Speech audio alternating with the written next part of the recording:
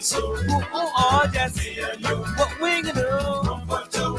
I text this girl, she texts me back. She says she ready for some of that. I say, what you talking about? You know. She stopped the show. Well, let's go. I pick her up around 9 o'clock. We head down. Right and down. On a close road. Way down by Sally Sue. Oh, just me and you. What we gonna do? I got in a close road. Way down by Sally Sue. Oh, just me and you. What we gonna do? Man, look here, man. I think I'm on the beach with this one y'all. Look, she come looking for me. Boy, was scared of me. Drawers, I see this flashlight coming down. 4:30 in the morning, man. Look here, man, at the same time, I almost get kept. My wife come looking for me with a face so vexed. She say, what you doing down by the beach? From 9 till 4:30. I was picking some vegetarian to make us some dynasty on a ghost road. Way down by Sally Sue. Oh, just me and you. What we gonna do? I got in a ghost road. Way down by Sally Sue. Oh, just me and you. What we gonna do?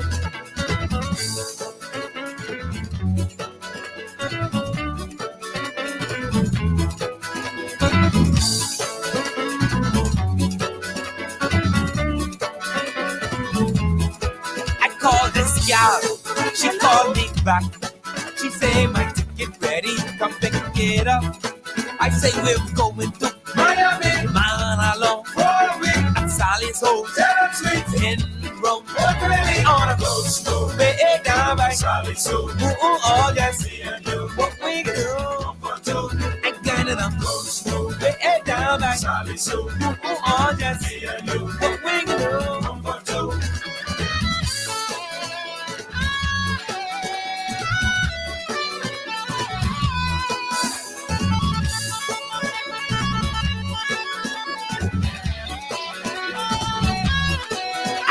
My wife, she texts me back.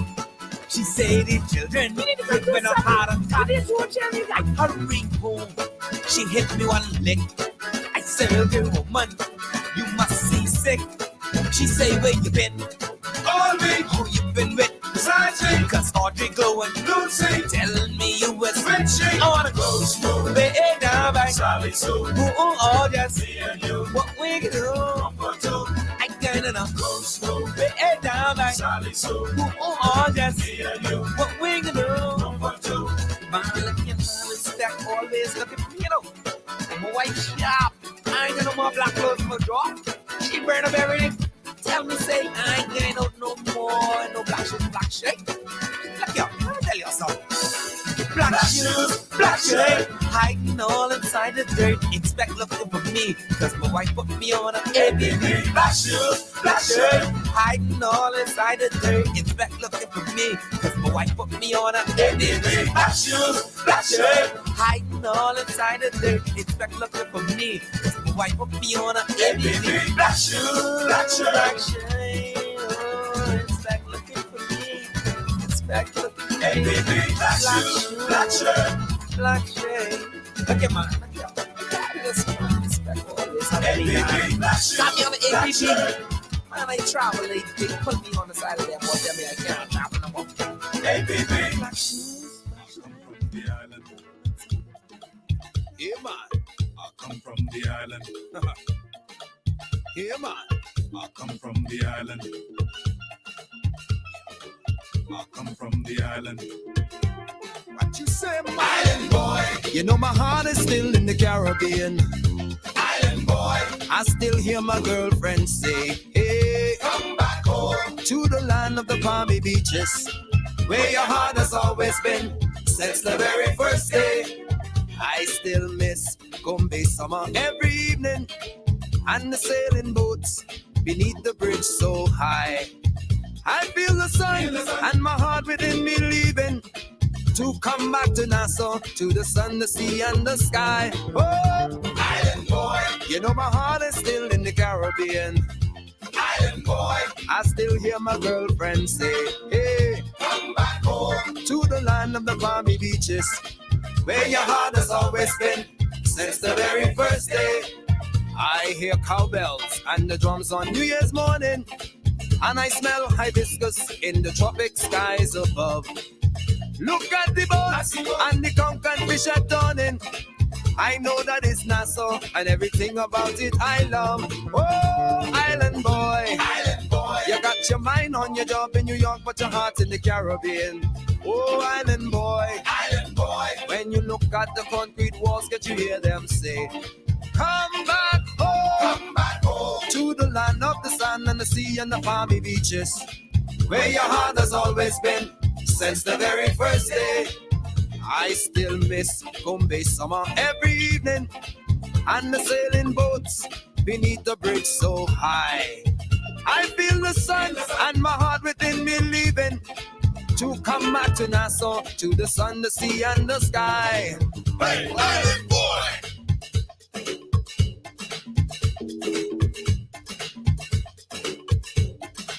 Hey, island boy! What? You call me? Hey, island boy! Hey, man! You call me, man? Oh, how I miss Junkanoo on New Year's morning, and I smell hibiscus in the tropic skies above. Look at the boats and the conch and fish are turning. I know that it's Nassau and everything about it I love. Oh, island boy, you got your mind on your job in New York, but your heart's in the Caribbean. Oh, island boy, when you look at the concrete walls, can't you hear them say, come back home, to the land of the sea and the sun and the palmy beaches, where your heart has always been since the very first day. Island boy, you got your mind on your job in New York, but your heart's in the Caribbean. Oh, island boy, when you look at the concrete walls, can't you hear them say, come back home, to the land of the sun and the sea and the palmy beaches, where your heart has always been since the very first day. Oh. I come from the island. Yeah, man. I come from a tropical climate with coconut trees down by the sea and people who love to party. I come from the island. Yeah, man. Some people call it Wonderland, cause the mother of nature, bless it so, a hometown that you never outgrow. I come from the island. Yeah, man. I'm an island boy. You understand? I can't hide, especially when I talk. They can tell I'm an island boy in New York. I come from the island. Yeah, man. Hey, man. You know that, eh? Yeah, man. Hey, man. I come from the island. Yeah, man.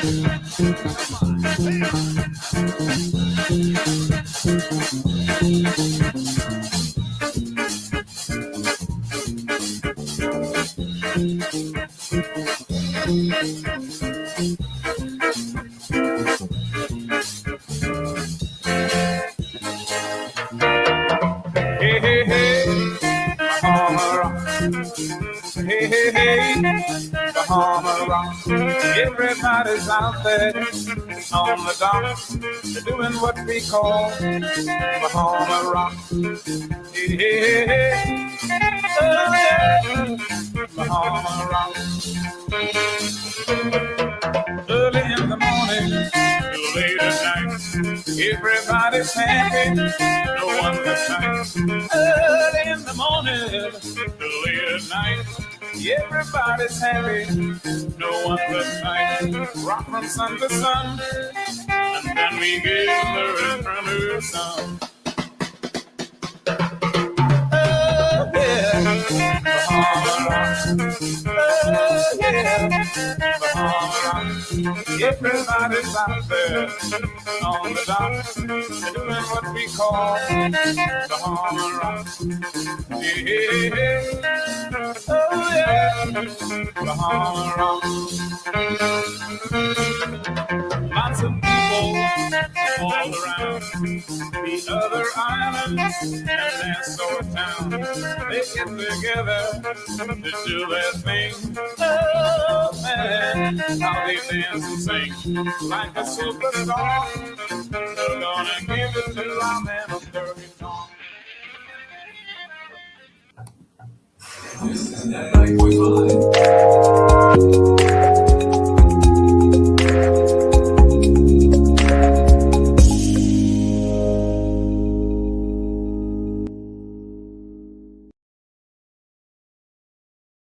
the owners of Global Communications Network, and the operators of this radio station. Today can be the turning point in your life by making a simple decision. Fundamental questions of navigation. Where am I? Where am I going? And how do I get there from here? I invite the leaders of our planet to ask themselves these three questions before they make any crucial decisions. But if you don't make decisions, you're going to stay right where you are. We are all map makers. We are in a time of transition. If we're going to change, we have to change the direction that we're going. Our planet needs leaders who know where they want to go. When we change the direction we're going, then we want to make sure we're going in the right direction. Leaders who can see the big picture. Because if we're not, we're going to either go backwards or we're going to stay where we are. Recognizing the psychological and the spiritual shifts and changes that need to be made, often from the inside to the outside. To be able to shape your future, you have to be willing and able to change your paradigm. Complex journeys require navigation. The path to the truth is one such journey. This is your GPS. Hairstyling services provided by J.D. Edwards Salon and Spa, Palmdale Shopping Plaza, Madera Street. Accessories provided by Chevette Williamson Jewelry. Standout jewelry for standout women.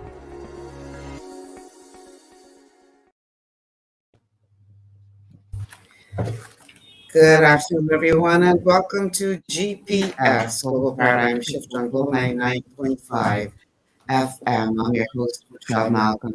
As always, it's a pleasure to be in your company today. Thank you so much for tuning in and making GPS a part of your afternoon routine. So, you all know the drill by now. Those of you who are regulars, today is Monday. And we call it Masterclass Mondays around these parts because every Monday I am joined by the wonderful Professor Sidney McArthur Walter Thompson, and we go over the Constitution of the Bahamas. Well, as of late, we've been going over the Constitution in comparison to the Bahamas Nationality Act, because that sort of grabbed our attention. And eventually we're going, once we get through the Act, we're going to go back full force to the Constitution unless something else happens that draws us away again. But yeah, okay, so before we bring Professor in, let's go ahead and tell you how you can get in and become a part of this conversation. It's simply enough. The telephone numbers to call 3260271, 3260271, 3260272, 3260272. WhatsApp line for messages and calls is 8010271, 8010271. We're streaming live on Facebook on the official Michelle Malcolm Global 99.5 FM pages. Also streaming live on YouTube. And you can check us out on Cable Bahamas channel 974 or by downloading the Global 99.5 FM app to your smart device and checking us out there. Huge welcome to all of you tuned in by way of radio, whether you are coming to us from Providence, Grand Bahama, the rest of the family islands, or outside of the country. A huge welcome to you all. All right, so now that we have, like the people say, protocol having already been established, now, Professor, you're going to fight because you got to look into your camera now. Yeah, I know. I just got to shut this off. Okay. Yeah, all right. So, Professor Sidney McArthur Walter Thompson is back at the desk. Let me go ahead and adjust his camera so we could see him in all his glory.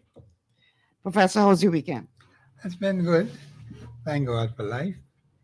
And it's been a pleasant weekend. Good afternoon, Bahamas. It's good to be here on a Monday. And of course, you know, Monday is our Constitution Day, where we deal strictly with the Constitution of the Commonwealth of the Bahamas. And let me just say that so many things are happening in the country, we need to take an active role as to how the Constitution fits into everything. Mm-hmm. Because I hear people talking about governance, but never a word about the supreme law of the land. Mm. I don't know how they're supposed to make it like that. But everything has to operate according to law. But when you have people write things on scraps of paper and say they're going to govern according to that, that causes problems, very big problems. We have a lot of things that are happening in the Constitution, and while I will not get into people's views, dislikes, ideas, suggestions, comments, the Constitution allows for all of that. What I have a distaste for is when people take it upon themselves to say that what they believe or what they think is constitutionally sound. Now, that's a big problem for me, because not everything you hear from personalities who claim that they know the Constitution is constitutional. We have to understand that the Constitution of this country is the supreme law, even though there are those who operate contrary to that law. We have seen hardcore evidence of that. The Bahamian people have to wake up. Watch what is happening in the country. Watch what your leaders are doing. Watch what your representatives are doing. Watch what your ambassadors are doing. Watch the things that are being signed. I understand so many things are being signed now. You can't keep up with what's happening. But a lot of things are being signed. And the question that I ask, are they constitutionally sound? Because it doesn't seem as if people are taking that under consideration. Because you're hearing people saying now, we signed this, we signed that. I don't know who the we is, because I had no involvement in it. But they're saying we. But who is the we? A few people sitting around a table decide to make a decision for the nation without consulting the people of the nation. That causes problems. Well, Professor, they would argue that that is the role of the government. That's what you put them for. Therefore, no? The role of the government is to operate in the best interest constitutionally for the benefit of the people. Mm-hmm. Now, when the government of the Bahamas picks a couple of people who they may like, and they go and sign these agreements in these foreign places and bring it back here, and then you always hear them say, what is being done in somebody else's country? I'm not interested in that. Because many of those problems do not exist here in the Bahamas. We had a fight in this country from 1967 right on up to now. We have to fight to hold on to the things that our mothers and fathers gave us. And so now you have some other countries that are struggling to get what we achieved in 1967. They haven't achieved it yet, 50 years plus. Mm-hmm. They're still struggling and fighting. God help them to do that. That's their fight. That should not be our fight. We have some serious problems in our own country. We are not even thinking about these national issues and having Bahamian solutions based on the Constitution to these issues. We're taking in what foreigners are saying to us. This is what you should do. This is how you should think. This is how you should go. I'm not adhering to that. I'm not listening to any foreigner telling me how I should run my life in the Bahamas. Go ahead, sorry. You run your life in your own country. We have ignored the Constitution of the Commonwealth of the Bahamas to our detriment. And we're beginning to see now how the whole thing is caving right in. Some people don't know what is man, what is woman. That's their problem. We have to look at our Constitution because we have to define in our Constitution what man means, what boy means, what girl means, and what woman means. Yeah. That's not defined in the Constitution. Now we know what it is. We've been practicing for more than half a century. So now all of a sudden you can tell me some foolishness, some other funny idea that I know nothing about, never lived it, never practiced it, never was in our culture. But now you bring it in and say, this is what we have to go by. Well, regardless of where you fall on that argument, I you know, I believe, and not just me, but I mean, we've seen bodies put together that were supposed to be reviewing our Constitution with a view to making recommendations as to the amendments that are needed. Clearly, our Constitution needs to be updated. There's no question about that. You know, we often hear in the United States about the Fifth Amendment, for instance. I plead the Fifth. Yeah, I always say that. Right. That clearly means that you don't, according to an amendment of their Constitution, you cannot be forced to testify against yourself, to say something that could be injurious to injurious. Anyway, there's something that could damage you. Yes. So that's what they mean in America when they say, I plead the Fifth. But that was not in their original version of their Constitution. Their Constitution was amended to include that for the protection of each person, you know. So we look at our Constitution as it is. And there are some there's a desperate need in many areas of the Constitution where it needs to be amended. Would you agree with that? No, I agree with that 100%. But we have to have a conversation with the Bahamian people. What has happened in the past is you've had political personalities who come up with some things that they want to see happen without consulting the Bahamian people. For example, we have a situation with the office of Prime Minister. That office is so wide open.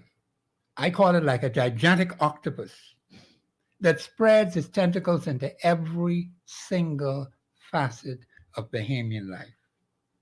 Now, if we get the wrong person in that office, we can have plenty of trouble in this country. So far, we've been able to bear it. But right now, you have some pressures being brought to bear externally and internally in our Constitution, which could cause some serious repercussions for the Bahamian people. We have to watch the movement of the government of the Bahamas in what it signs, what it says, all of these ambassadorial positions being named, having relations with this country, having relations with that country, people on the farther side of the world, people who are struggling with democracy, people who are landlocked countries now, where they got to pass over somebody else's space to get to where they want to go. And they are surrounded with hostile nations. You don't want to get yourself caught up in that kind of situation. You get caught in there, you can't get out because they don't have any waterway to get out. They're locked in, landlocked. That means if you want to come back, you got to use their space. Right. Somebody else's space. You want to go by land, you got to use somebody else's territory. Right. That is a very precarious position to be in. We're not like that in the Bahamas. We got waterways, we got land space, we got air. We can move from point A to point B. But there are countries in the world that cannot do it. And these are the countries where you find there is tremendous trouble, uprisings, violence, and they're struggling with democracy. And yet they say they have something to offer. What is it they have to offer? So we have to look at these things very carefully. And the so-called Memorandum of Understanding, what that's supposed to mean? What is that? You're signing things, but the Bahamian people know nothing about these things. No consultation whatsoever. That was my next question. Do you believe that any administration that sits in the seat of power in this country, before they sign off on any MOU or any international treaty, that they should bring the contents of that treaty to the people for some kind of widespread discussion or debate? Is that what you're suggesting? I am suggesting that these things the government of the Bahamas is signing will have far-reaching consequences on the lives of the Bahamian people. Without a doubt. Now, I am saying you're signing all these crappy things. And then some people later down the road come and say, well, you signed this, you signed that. And I have to say, I don't know nothing about that. But again, my question is, are you saying that every administration, before they sign off on anything, should present it to the Bahamian people, either by way of town meetings or publishing it in the paper or whatever? Are you suggesting that before they sign off on anything, they should present it for open discussion with the people? Is that what you're suggesting? It should come to the Bahamian people. These are proposed arrangements or proposed situations that the government of the day is looking at, and get the consensus of the Bahamian people. Mm-hmm. Why are you signing things that we know nothing about? So suppose they argue, and I'm just asking these questions because that's my rule. That's my rule. Okay, that's a good question. Nothing wrong with the question. So suppose they say to you, "Man, Professor, you all put us here to govern, and if I gotta come back to you all for everything I sign before I sign it, especially knowing how a great portion of our society is on the special spectrum, we will never get anything done." How do you respond to that? Let me say this. Are we getting anything done now? Do you see any evidence of our national problems being solved? Say, I always ask two questions, you know. Mm. What major national problems have been solved by the government of the Bahamas for the benefit of the Bahamian people? All these things are running up and down, signing this, signing the next thing. What national problems have been solved? And here are the benefits. So we know this problem has been solved, that one has been solved. These are the benefits that come to you. I can't get a clear answer to that. What major constituency problems have been solved in a given constituency? And here are the clear-cut benefits that come to the Bahamian people in that particular constituency as a result of these major constituency problems having been solved. I've been listening to a lot of comments being made, and all I'm hearing is what some particular personality did for them on a personal level. I'm not against anyone doing anything for someone on a personal level. I look at the lives of other citizens in this country who have done things for the benefit of the nation. Mm-hmm. It is clearly different from their personal life, from their business life. Right. We have Alpheus Hawks Finlayson, who has done a lot for the Bahamian people. Mm-hmm. Are we hearing about that? Here's a man who dedicated his life, sacrificed his life for the Bahamas. Plus, he was an insurance agent, one of the best ones around here. But he did things to help lift the nation. That's what I'm looking at. I'm looking at people who have done things to benefit the nation. When we look at our politicians, we look at our ministers, what have you done in your office as a parliamentarian to benefit the people? That's what's important. Not what you did. You gave Susie a bag of fish and you gave that fella down the road some rum. You can do those things if you so desire. But that's not benefiting the community. That's not benefiting the constituency. When I look at the Constitution, I see something totally different. The Constitution tells us how that should be. But we don't seem to have anything in order. Everything is just all botched up. And you got to wait for some particular personality to say, yes, this could go through that. We don't seem to have an organized, and see, this is our problem. We're not an organized group of people. We are very disorganized. When it comes to benefits for the people of this country whose taxpayers' money are being spent by the government of the Bahamas. Now, some other people are benefiting.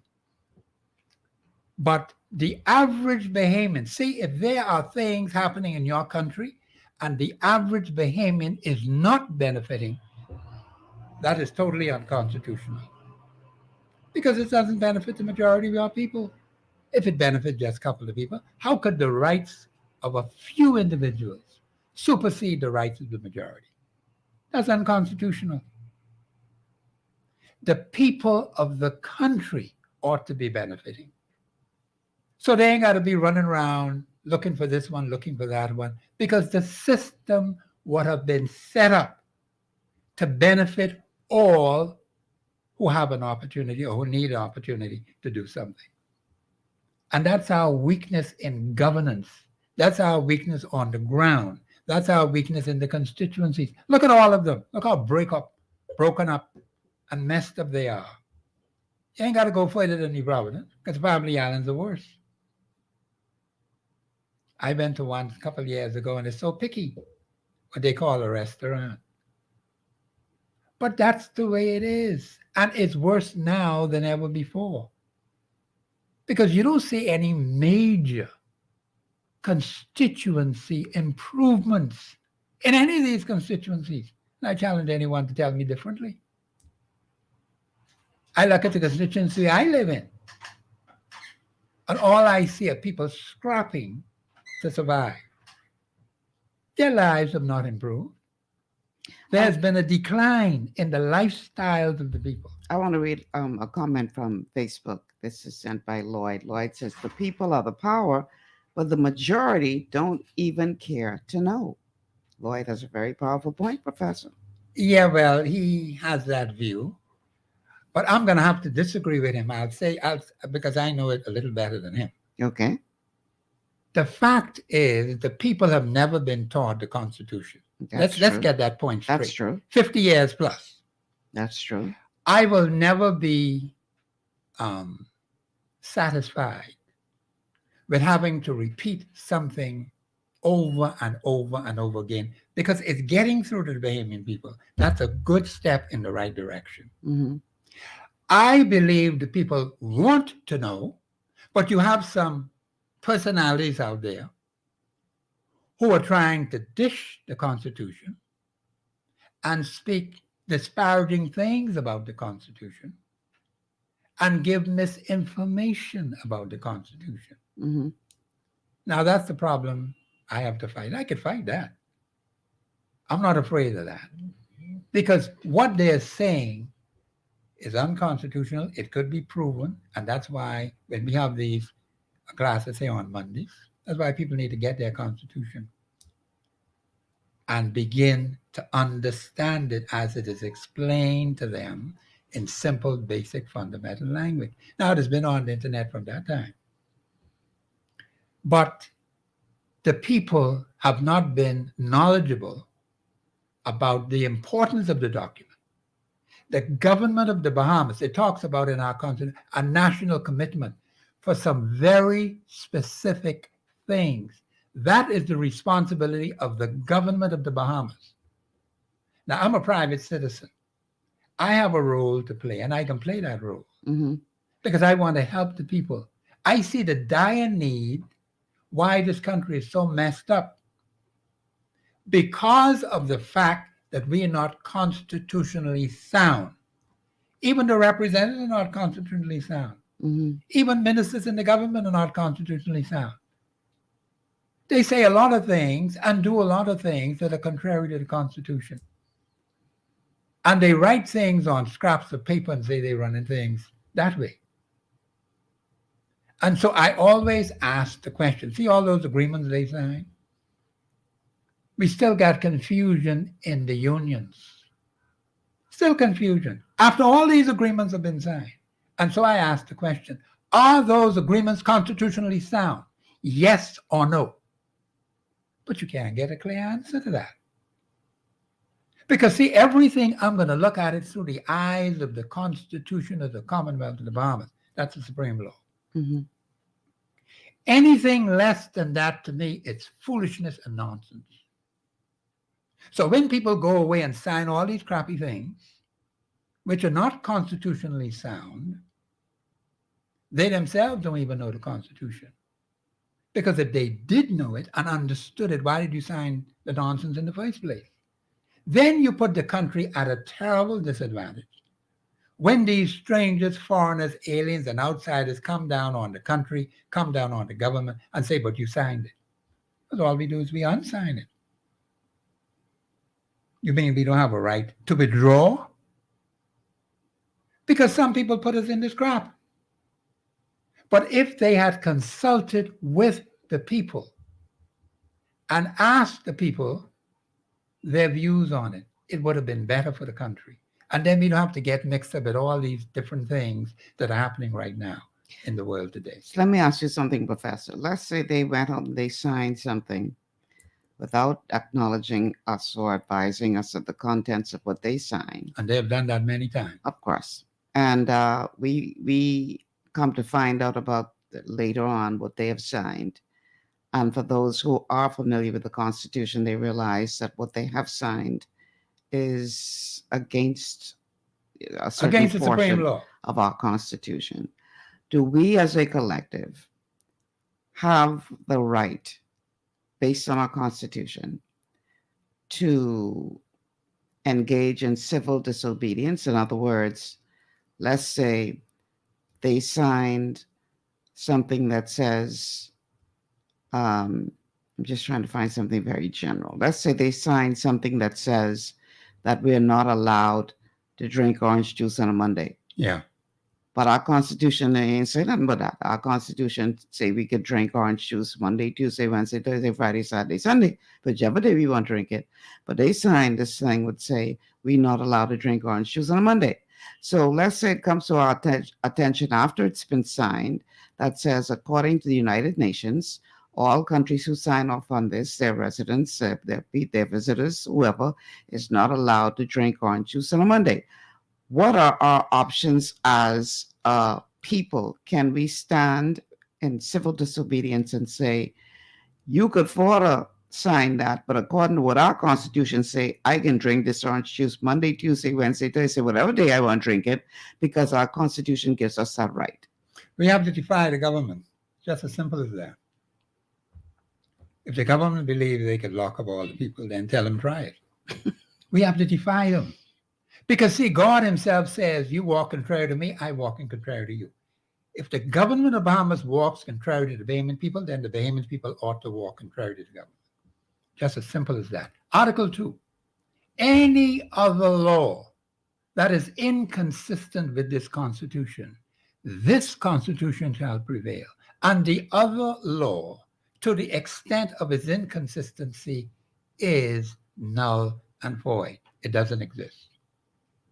So they got one piece of paper with some writing on it, but as far as our Constitution is concerned, it is nothing. And that's how the Bahamian people have to treat it. It means absolutely nothing. All you need is 50,000 to do it, or more. 50,000 people? Yeah, 50,000, yeah. And what's supposed to happen if you get a 50,000? What I am saying is you have to defy the government. Well, what is so magical about the number 50,000? Let me say this to you. You notice how long we've been operating contrary to the Constitution? See, there are those who don't understand that there are times when you need numerical strength. Mm-hmm. Okay?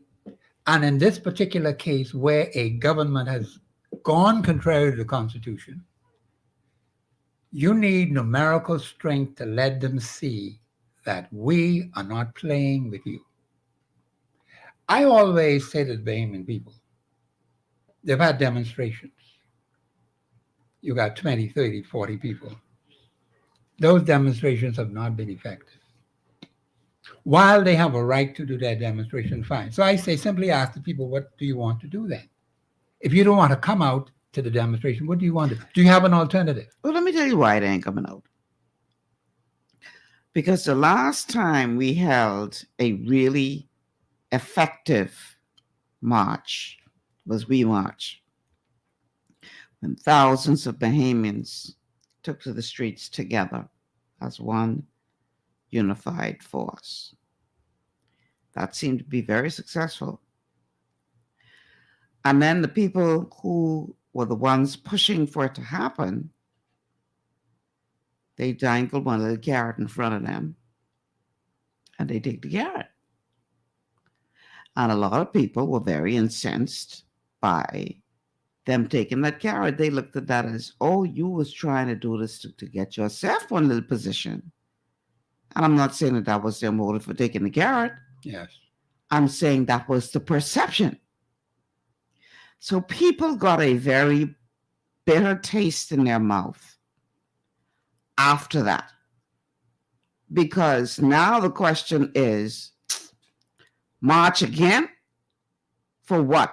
For you to go get yourself straight?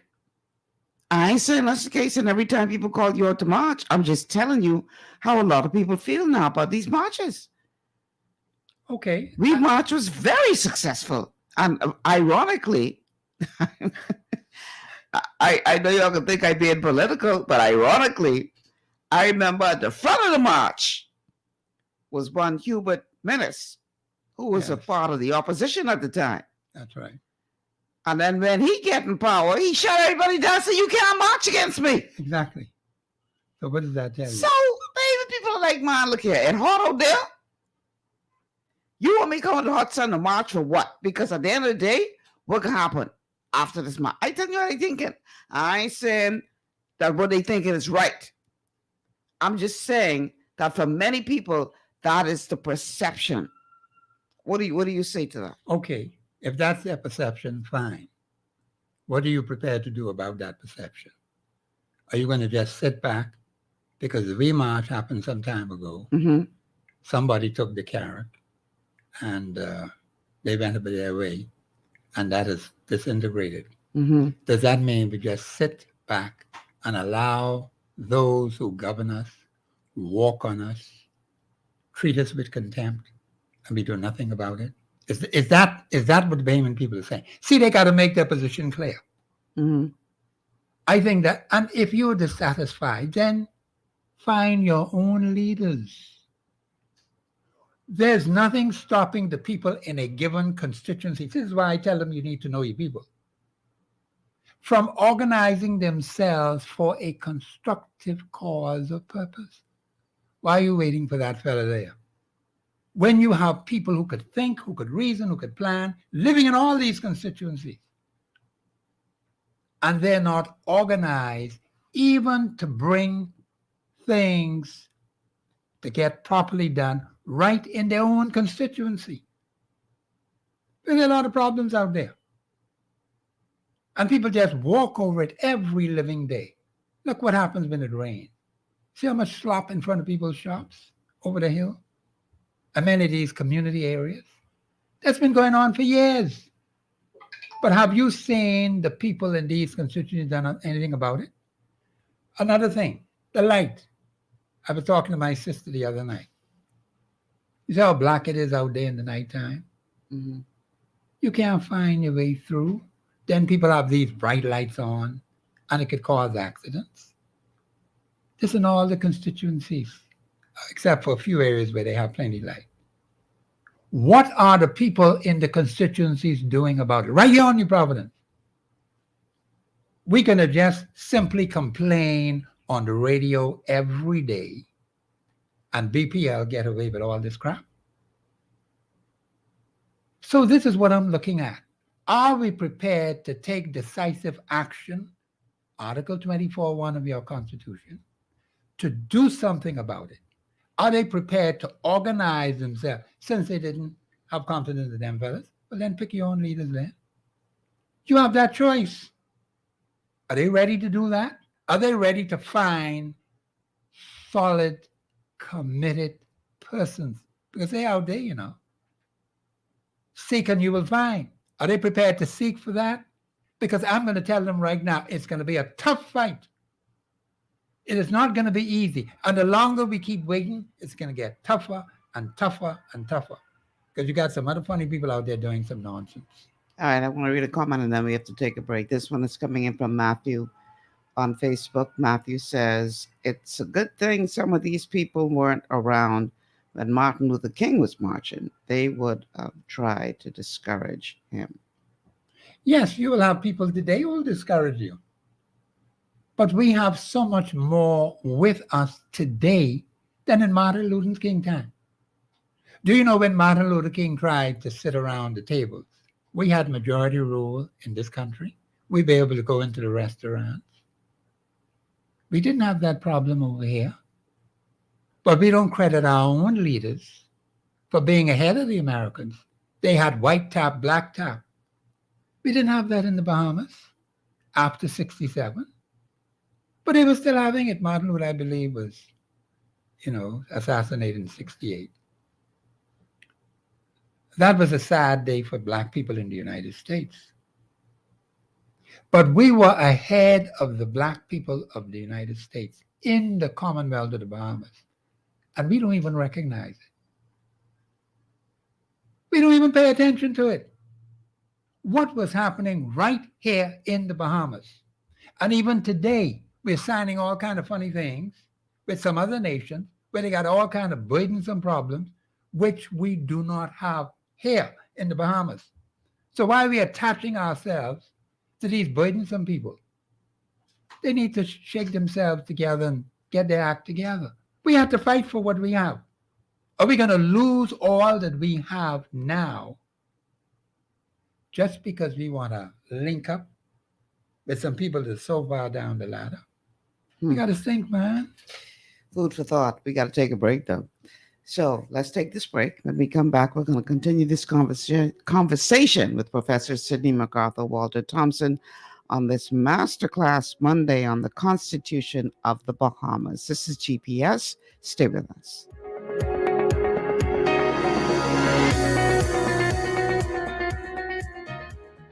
Global Paradigm Shift will return after this. Understanding your microbiome, also known as your gut ecosystem, can change everything you thought you knew about nutrition, digestion, immunity, and metabolism. Keeping your gut ecosystem healthy and balanced is essential. Ultimate Microbiome by Longevity was specifically formulated to optimize this ecosystem. It provides the advanced support your gut needs through prebiotic, probiotic, and postbiotic supplementation. Our unique blend of probiotics includes Lactobacillus and Plantarum, healthy bacteria that can help prevent harmful bacteria from taking over your gut. Increasing your gut's population of beneficial bacteria creates a more balanced gut microbiome, which has been shown to aid in weight loss, skin health, sleep, mood, and may even help with seasonal allergies. Ultimate Microbiome also promotes the production of postbiotics. Postbiotics are key to help regulate your gastrointestinal health. To enhance digestion, Digizyme Multi-Enzyme Complex, a blend of 5 specific enzymes, has been added to Ultimate Microbiome. It can help break down food so your body can better absorb nutrients. Plus, we've added our proprietary I-26 Hyperimmune Egg Powder to aid in the elimination of disease-causing gut bacteria and help your body balance its immune response. Ultimate Microbiome, the scientific, proprietary, and holistic approach to gut health that helps optimize your body's entire gut ecosystem. To learn more, contact your Longevity associate.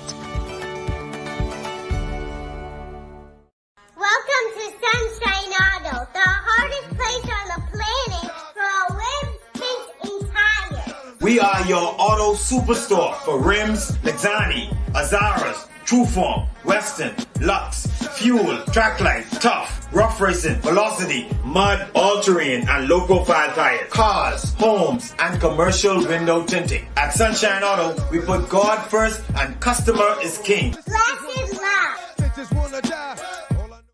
To stay healthy, it's crucial to make sure you get the nutrition you need every day. But it's difficult to get all your recommended vitamins and minerals from food alone. Even in the United States, 94% of people are deficient in at least one nutrient. Beyond Tangy Tangerine 2.0 by Longevity is a simple, convenient, and affordable way to help your body get the essential nutrients it needs. It's an advanced plant-driven multivitamin mineral complex that contains certified organic whole foods, trace minerals, and antioxidants. BTT 2.0 supports your body's natural defense system with a proprietary blend of energy-boosting and body-loving nutrients, plus prebiotics, probiotics, amino acids, and enzymes that support digestion. With an unusually high ORAC score of 8,000, you get even more antioxidants to help combat free radicals that can cause damage to your cells. But to get the most benefit and value from any multivitamin, your body must be able to break down the nutrients so you can fully absorb them. Otherwise, they'll just pass through your system without doing any good. Beyond Tangy Tangerine 2.0 was specially formulated with synergizing cofactors to ensure you get maximum nutrient absorption. Beyond Tangy Tangerine 2.0 is the easiest way to give your body the balance and complete daily vitamin mineral supplement it needs for optimal support of your overall health. To learn more, contact your Youngevity associate. This portion of GPS is brought to you by Tiki Bikini Hut at Junkanoo Beach. Great food, cool tropical drinks, and family fun in the sun. And we are back. Welcome back to GPS, Global Paradigm Shift on Global 99.5 FM. Michelle Malcolm here in your company on this rainy but still beautiful Monday afternoon here in the Commonwealth of the Bahamas, where today and every Monday we go over the Constitution with our resident professor, Sydney McArthur, Walter Thompson. So before we bring Professor Thompson back on the screen, let's tell you how you can become a part of this conversation. If you would like to call with a question or comment, the telephone numbers are 326-0271, 326-0271, 326-0272, 326-0272, the WhatsApp line for messages and calls is 801-0271. That's 242-801-0271. We are streaming live on Facebook on the official Michelle Malcolm and Global 99.5 FM pages. If you haven't already done so, please like and share the show. Also streaming live on our YouTube channels. And speaking of channels, Cable Bahamas, channel 974 is where you'll find us. And of course, we're on radio. 99.5 on the FM dial here in New Providence, also coming to you live from Grand Bahama, from throughout the Family Islands, throughout the world, and of course, a huge welcome to all of you who are tuned in. And last but not least, you can also check us out by way of our app, the Global 99.5 FM app, which you can download to your smart device and check us out there. Okay, so all things constitutional, that's what we deal with every Monday here. And Professor Thompson is back at the desk talking about our collective rights as it relates to our Constitution. We've already established in the first portion of the show that there are some areas of our Constitution that are desperately in need of amendment. Constitution is in many ways, behind the times, and we need to take a look at it and see where we need to amend it in order to bring it more into the modern day world in which we live. That being said, we have a very specific road that we have to travel in order to make any amendments to the Constitution. You can't just pitch up today and say, oh, I may have to violate the Constitution. You can't do that. Not legally, anyway. That's correct. And you can't just say, oh, my constitutional rights are such and such, when in fact your constitutional rights may not actually say that based on the existing Constitution. That's correct. So we have to educate ourselves first and foremost about what is in the Constitution to begin with. And that's why these Monday shows are so important, because we're giving you information that, generally speaking, has not been taught to us as a people. Now, that being said, the information right there for everybody to find. But most, a lot of Bahamians have not even considered looking for it, Professor. That's correct. And I know you often talk about how you are so encouraged by this newfound interest in the Constitution. Oh, yes. I waited 50 years for that. Mm-hmm. And so I'm delighted to see that Bahamians are taking a serious interest in the Constitution. And I want to encourage them to continue, because I'm going to tell them right now, there's going to be a lot of work that has to be done. See, the teaching part here on Mondays is just one small aspect of what has to be done. What I'm looking at is ground movement, organizing people on the ground where they are. Now, I know something's supposed to be happening in Grand Bahama, and I've been informed of it. I will be there at the event. Where is this? This will be a gathering in Grand Bahama. Okay. It is set for, I believe, the lady told me Heroes Day, but I know January, it has been shifted to January. Now, January the 10th. I didn't even think at the time January 10th, but it would be January the 10th, a holiday in January. Okay. And if they're having it on January the 10th, that's not a problem for me. Mm-hmm. But I'll be there. Hopefully it's not on a Monday. Mm-hmm. But no, I am delighted, and they have contacted me. And as I understand, there'll be two speakers, one speaking on natural resources, and of course the Constitution, which is my specialty. Mm-hmm. I will be speaking to the people on that particular issue. See, there are so many things in that Constitution that have been ignored. Mm-hmm.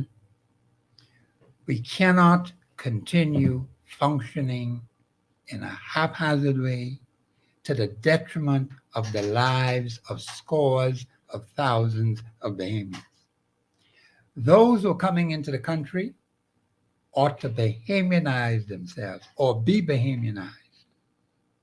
We cannot have nations within the Commonwealth of the Bahamas. Mm. One nation, one flag, one common purpose.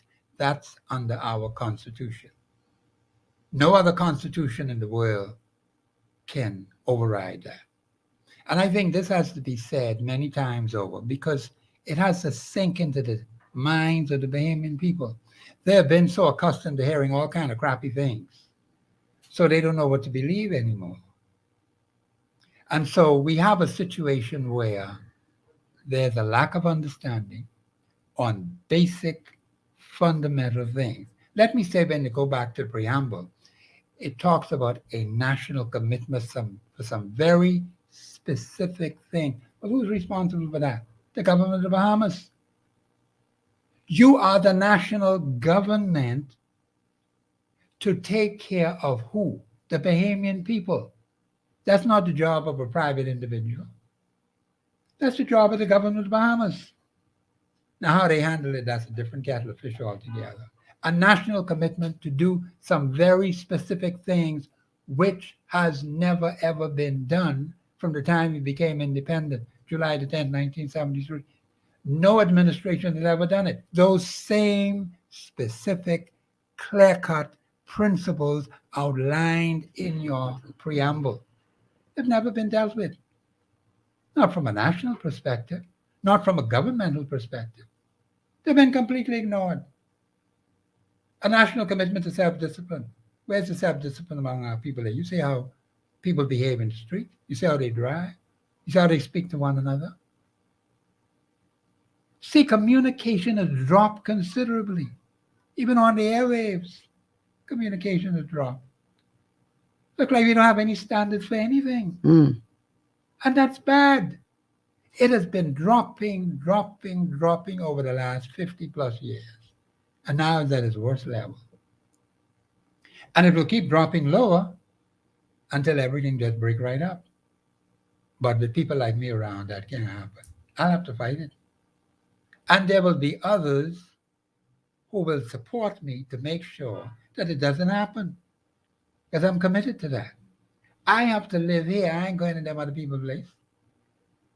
But the thing is, the Bahamian people have to watch what the government of the Bahamas is doing, what they're saying, what they're signing. You have to watch them very carefully. And when they step out of line in the Constitution, bang, you hit them. We have to get to that point where we do that. We have to tell the Prime Minister, you're wrong. We have to tell the Minister of National Security, you're wrong. You are unconstitutionally, you're not constitutionally sound. We have to be honest and tell them that. Whether they like it or not is their problem. They ain't got to be there in the first place. See, I tell people all the time, you can have your little political body. There is a vast difference between party and the government of the Bahamas. You do not have to elect them to run your country. Let them keep their political party. And if they're so busy with their personal affairs, not a problem.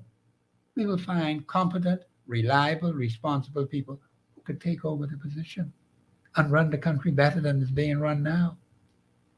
We just had another murder last night. I think it's now 70, near to 75 now. So what's going on? What has happened to this security for the Bahamian people? The police are so overwhelmed, they can't handle all these murders. And murders are just one aspect of criminal element in this country. Right. And see, we could see by the large numbers of murders that occurred this year and the large number that occurred last year, the police are overwhelmed. But they never tell you they can't handle all these murders.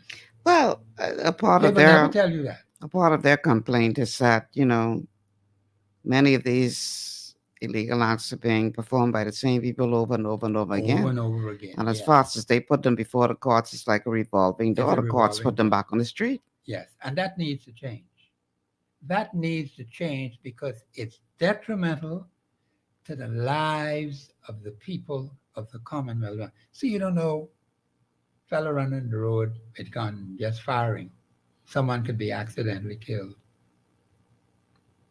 And so this is the kind of predicament we're in. It's the government of the Bahamas that is responsible for dealing with that.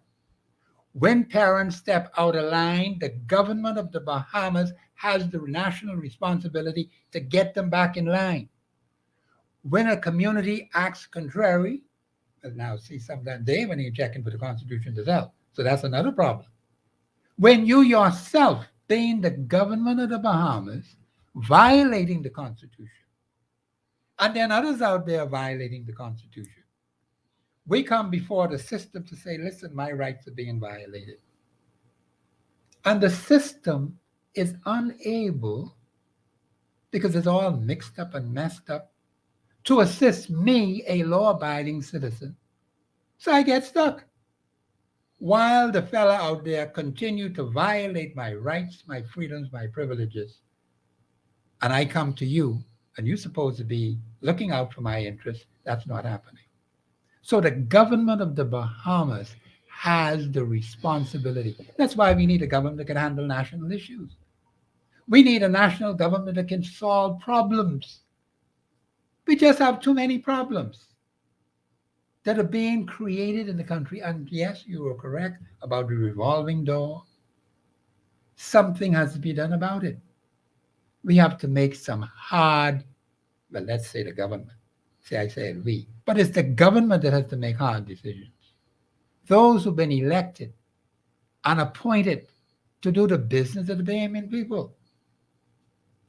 Now, we can do some things too. But the Bahamian people have to learn to understand that they can't keep sitting on their backsides day in and day out as they've been doing for more than half a century. Because we ain't fighting. We ain't doing no fighting yet. The fighting was done before by our mothers and fathers. Mm-hmm. And so what we have today in that Constitution and the rights and freedom and privilege we have, some other people did that for us. Here we are in 2023. What are we doing? What are we doing today to meet the challenges of today? Because we have some huge challenges that our forefathers never knew nothing about. Let me read a comment to you. This comment is coming in by way of Facebook from Cleaston. I think that's how you pronounce that. It says, we are waiting for others to tell us. Wait, that's not the one I want to read. I think I put that one up before. Yeah, I think. Yeah, here's the one I want to read. This one says, to be honest, the way the Constitution is written is kind of difficult to understand. It's like learning a new language. No, I'm not going to disagree with that. I think the caller, the texter, is right on target. Why do you think I come here every Monday, even on my birthday?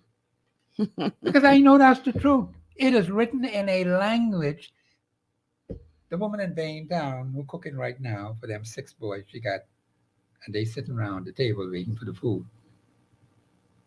I got to help her and help those 6 boys and her husband. They want to know about the Constitution too. They got no time to go looking this up and looking that up. If I am able to be on the airwaves to assist the masses of the Commonwealth of the Bahamas to understand the Constitution of the Commonwealth of the Bahamas, to become better citizens, to become better community people, why shouldn't it not be done? Now, there are some who have a lot of knowledge about the Constitution. Now, that's a different kettle of fish altogether. But they're not prepared to share and assist the Bahamian people. That's fine. Let them keep that. We just have to move on without them. They will die with all that knowledge in their head and take it to the grave. But it's of no use to anybody. Now, a person like me, the more out there know it, the better for me. I will have a better way of life. Then I ain't got to keep looking over my shoulder to see if that fellow won't hit me in the back of my head. I know he ain't going to hit me in the back of my head because he's seen my face so often. He say, no, I can't fool with him. That's a Constitution man. But the thing is that we have to help our brothers and our sisters. And I'm happy that the text has sent that in because it is true. The laws that are written, the laws that are passed in the House Assembly, the way how they write them, they're not plain, clear, simple, basic, fundamental. That the average person could pick it up, read it, and understand it. Now you got some fellows who got some other ulteriors. And that is something we need to deal with, the way how they write laws in this country. That's been going on from that time. Have we ever dealt with that? Do you see the Bahamian people ever stand up and say, no, Parliament, we have to change the way you are disseminating the laws of this country? Nothing done in more than half a century. And we right here catching hell. And we got some old, outdated laws where people are burdened down, can't get no help. It's like the 2 feet are locked in sockets. But that's the way it is. But do you see us fighting for that? Do you see us saying, listen, we need to change the way we present the information. We need to change the way we disseminate knowledge. We need to change the way our parliament has been operating in the past. You can't keep writing these things for just a couple of people who say they got legal understanding to explain, and I don't know if they do, because I don't know if nothing happening. I know one particular group have what they call legal day, if that's what it is. What you talking about? What you talking about? I think one particular firm. Okay. They had it recently. Mm-hmm. And that's once a year for a few hours. And that's fine. That's what they want to do. That's their thing. I'll just leave that right there like that. Mm-hmm. But all I'm saying is, when you keep the masses of your people in a lack of understanding of your basic laws that's supposed to run this country, you're just asking for trouble. Because a lot of the people are acting out of ignorance. I used to get upset about it in the past, but I had to learn that, some of these people don't know no better. And from one generation to the next, I have seen the deterioration in the generations. I look at members of my own family and my extended family, and I see the deterioration. The last parenting in this country was of my mother and father's generation. That's why I appreciate Mommy and Daddy so much. That's a powerful statement, Professor. From my generation, you're trying to say that the generations after your parents' generations, that we have raised a whole generation of people who there's a song, I remember this old Bayman song, I'm nobody's child, like a flower, I'm growing wild. So we see a lot of young people nowadays who really weren't raised, they just grow. I can tell you from my generation go down, There's my some mother and father were the last of strong parenting in that generation. That's just one generation above me. we have a call on the line. Caller, welcome to GPS. Hi, thank you for taking my call. Good afternoon to both of you. Good Good afternoon. afternoon, sir. Yeah, so Sydney, you talk about the laws that are written in a confusing fashion. They use this British pontificate style that really us people don't know nothing about because we talk about bout and stuff, you know. Yes. So obviously it's not for us. But I'm gonna tell you something, and I want you to tell me if you feel as though the similarity is fitting. You a Bible man, and you know a story, a Bible story that talks about atom, the first AT, the atom. But we don't want to go there because you are not in the atomic world. Let's deal with Adam. Was placed in the garden, and he was given all these trees that he could eat from, but leave one alone, which is the tree of knowledge of good and evil. Now, I put it to you, the tree that he missed was Eve. That was the one that he was supposed to figure out. That's how the laws are written in such a confusing fashion. If Adam was smart enough to realize that the tree, because us human beings are upright trees. Trees have their head in the ground and their feet in the leaves. We have our head above and our feet below.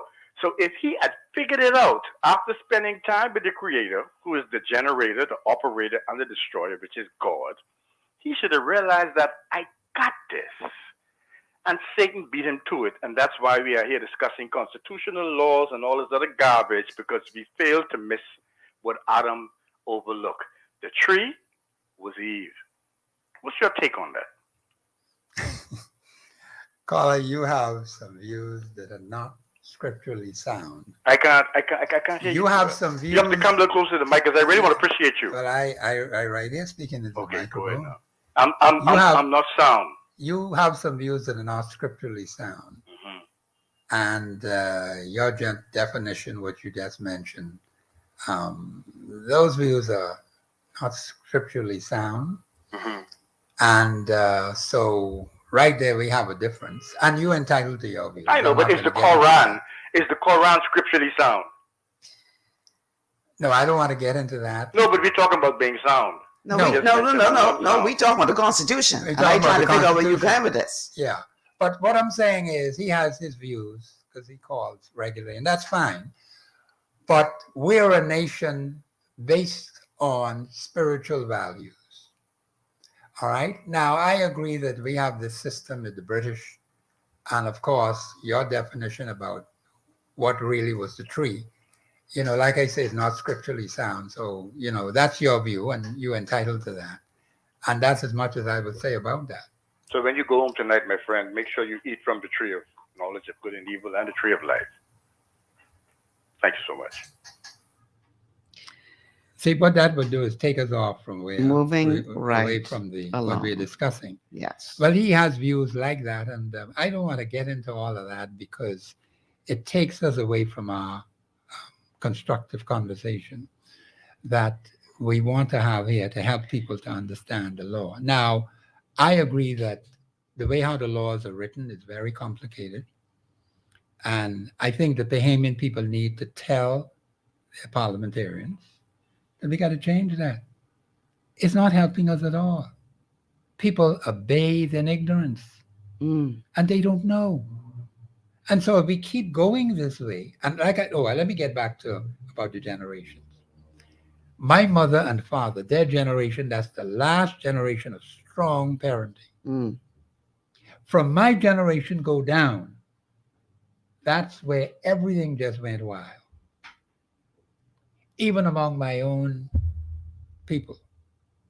I see it every day. The principles and things that my mother and father stood for, some of us, not all of us, but some of us have dropped them. We forget them. And those principles are sound because we can work with them today and generations coming after us can work with them. But we've changed. We have got tired of it, all kind of funny things. And so we're not challenging anything. We're not standing up for anything. We're just falling for anything that comes our way. We're not fighters. My mother and father were fighters. My grandparents before them were fighters. I have to be a fighter. I got my pa named to Walter. That's about my mother's side. I think about them often because I didn't know him personally, but I knew my grandfather on the father's side. Stood for principle. Do we have people today who are prepared to stand up for what is right in the face of opposition? You will have people who will oppose you, but you have to stand up for what is right. We are not going to go anywhere as a nation if we keep allowing ourselves to keep falling for any and everything that comes our way. Anything that comes in the nation. We just say, oh, we could tolerate that crap. Well, you know, if it's popular and around the world, we want to make sure we appear to be woke, and so we and that's the problem right there. Because we gotta adopt it, because you know that's what the rest of the world say they're doing. Well, we don't have to adopt it. I'm just, you know. No, I know what you're saying. Yeah, I understand it. Let me not misunderstand it. I understand what you're saying. I'm not, listen, I just saying these things as I sit in the seat of host. Yes, well, I appreciate that. Right. I ain't got no problem with that. I saying I agree with, you know, I'm just throwing it out. Yeah. Yeah. And that's why I throw out questions too. I throw out those two questions. I ask them often. I can't get a sensible answer yet. I haven't heard one single answer to those questions relating to the constituencies and relating to the nation. Now I hear about what people were trying to do, or what they hope to do, or what they are thinking about doing, but I have no problem being solved, no national problem being solved. Here are the benefits. No constituency problem being solved. Here are the benefits that come to that constituency. Those are the things I look at because I'm watching the Constitution. The Constitution has some very specific things about parliamentary representation. I don't need no party representation. That party thing is for the body. What I want to see is constitutional parliamentary representation in this country. We don't have that. We don't know what it looks like anymore. Pardon? We don't know what it looks like anymore. We don't know what it looks like at all. And the Constitution is right there to guide you, to tell you how to deal with it. It's been there all these years. But we have ignored it. The government of the Bahamas has ignored its constitutional business. Like I said, all these national commitment for this, national commitment for that, that's the government. But you know, I can't tell you how many times people stop me, especially after a controversial show. And they say, boy, Miss Malcolm, you really brave now. You ain't scared to say these things. And I'm thinking to myself, how we get to this place? Exactly. Where people scared of the people who they hire? Well, that's foolishness. Like how we get like this? That's good. That's a good question. We ought not to be afraid of them, and that's why we could defy them when they go contrary. That's the message we have to send to them. We have to warn them and say, no, we don't agree with that, change it. But then they may be stubborn and say, we ain't changing that, and that's all right. The seat could be vacant tomorrow. But the point is, we have to be organized to compel the government to do what is right constitutionally. Ms. Malcolm and Bahamians, if we don't compel them, it ain't gonna happen. Well, this crew, what we got there now, they have their own thing going. Because so many things are working against the average Bahamian. He can't hold his head up. He's burdened down every day of his life. He is struggling. You heard him say the struggle continues. When the struggle ends, when we can get some benefits, when we can get some peace. The Constitution speaks about peace, you know. Well, where's the peace? And that's just one thing the Constitution speaks about. Got some other things in there. Let me make a simple statement. No man, woman, or child shall ever be slave or bondsman to anyone. Has that been achieved over the last 50 years? That's in the Constitution. But how come we ain't achieved that yet? Yeah, you could say we ain't achieved that much. No, we haven't.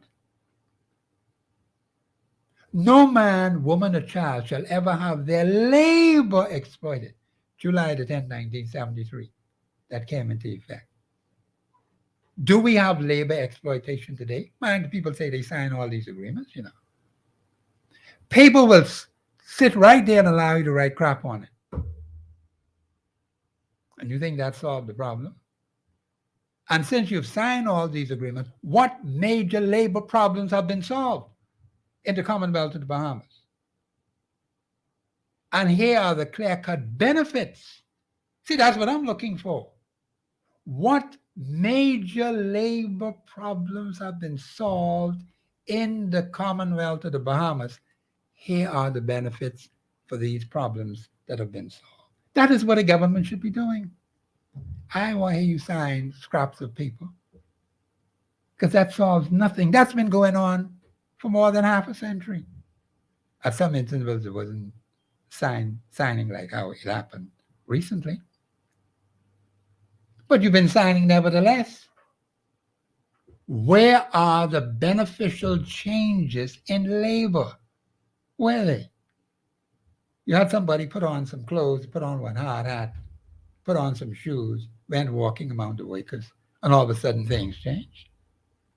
You can't fool me. Well, Professor Mann, you know what it was like before majority rule, and you know what it was like. Yes. Yeah, I mean, you can't say things ain't improved since then, Professor. You What can't say I'm that. saying is what was done back then was not done by us. It was done by our mothers and fathers. Another My generation. grandfather stood in there. My mother and father stood in there. Mm-hmm. They were responsible for that. I came in on the tail end. But what have you done for me lately? That's what you're saying. That's what I'm talking about, because the issues that affect us today, mommy and daddy and the generation before them didn't see that. We have some serious challenges, Ms. Malcolm, that are affecting this nation today. Where are those who ought to be leading the way, guiding the nation, helping the nation? I heard the president of the Christian Council speak today. I was quite happy with what he said. I got to go to that meeting. What they're going to do. I decided, I got to go because I heard what he said. I think he means well. So I got to come out with the Christian Council and sit with them. So for those of you who aren't, for those out there who aren't familiar with what you're talking about, what you talking about? What was the Christian Council? This came on today on another radio station, on the news. I was talking about that thing they have it down there at the University of the Bahamas. At UB. Right? Now, I heard some people say they're autonomous. If you want to be a private institution, that's a different kettle of fish. But for those who aren't familiar with the news, I need us to be specific in terms of what is happening and why and what the Christian From Council what is I speaking heard about. on the radio and what the president himself said, they're having this thing with the pride, nonsense, and foolishness, and the gay and lesbians. They're having a forum where they're inviting people to come in and take part in the discussion, correct? Well, I know they're inviting people to take part in the discussion. Well, I mean, come and listen to the discourse. Well, you might listen to it. Or better you take part in the discussion, that's a different kettle of fish altogether. Because you got some people who are pushing an agenda at the public's expense. But, Professor, does not the Constitution protect those people as well? Let me put it to you this way. The Constitution gives rights to all of us. Right. But these people want something special. And you had a man stood up and asked the Prime Minister what y'all can do for us. You had any crap like that? The Constitution is there So what more do you want? It says man and woman. Now you decide you want to be something different. So what's that to do with me? What is that to do with the Constitution? That's why I'm saying we got to define some things. Because even the judges in the United States, they arguing over what a woman is. You any crap like that? All of a sudden, after all these decades, all these centuries, we don't know a man, we don't know a woman. What kind of nonsense is this? So where did this foolishness come from? I never grew up under that kind of nonsense. Male and female created he them. That's what I read in my Bible. Has it changed? I still see male and female. Now, they're going to have this funny system coming up. You ain't going to know who's male and who's female. They don't want to even say, sir, ma'am. They got a whole funny system of identifying themselves. I'm not interested in learning all that crap. But that's what they want to bring here in this country. And we supposed to go along with it. The Christian president was making a lot of noise about that. And he said these are contrary to our spiritual values as outlined in our Constitution. We are a nation under God. If we are a nation under God, we cannot go along with the LGBT foolishness. Because it's an abomination in God's sight. And God does not recognize it. So we got to make up our mind. Are we going to be a nation under God, as the Constitution says we're supposed to be, or we won't be a nation under the LGBT? Because they got all kind of funny things going on. Got that their own little world, as the Alexis woman was saying. Well, Alexis' personality. I know whether it's man or woman, because, you know, they all mix up. See, now that's going to be confusing. Because then the fellow who thinks he's a female, he going in the female's bathroom. And then you got to have same-sex bathrooms. And we got to create another one now. Male, female, then same-sex bathroom. You got any crap like that? But this is the kind of nonsense and foolishness they want to push on the Bahamian people. If you want to live that lifestyle, stay in your own house. Stay in your corner. You don't see the heterosexual people behaving like that. I don't want to know your private business.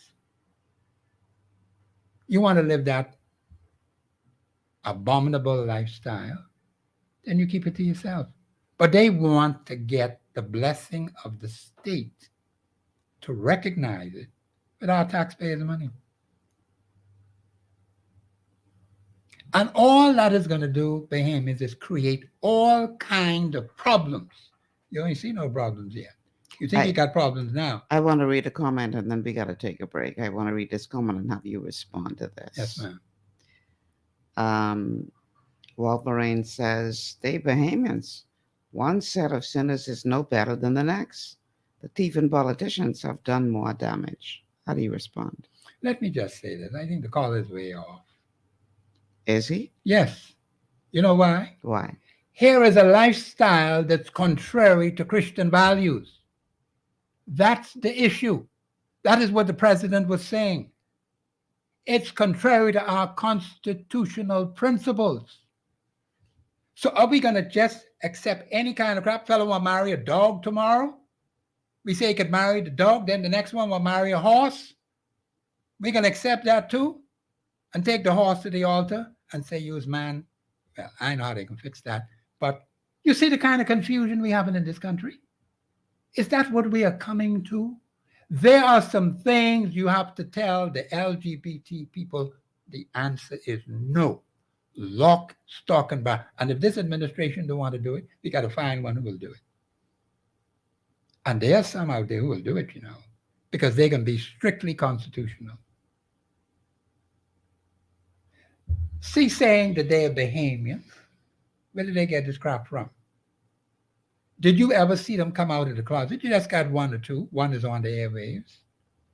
And having to take all the licks for these scary people who want to stay in the dark. But stay in the dark. That's where you've been all your life. Now all of a sudden you want to come out talking about you want to be accepted. and then making up all kinds of stories which cannot be proved.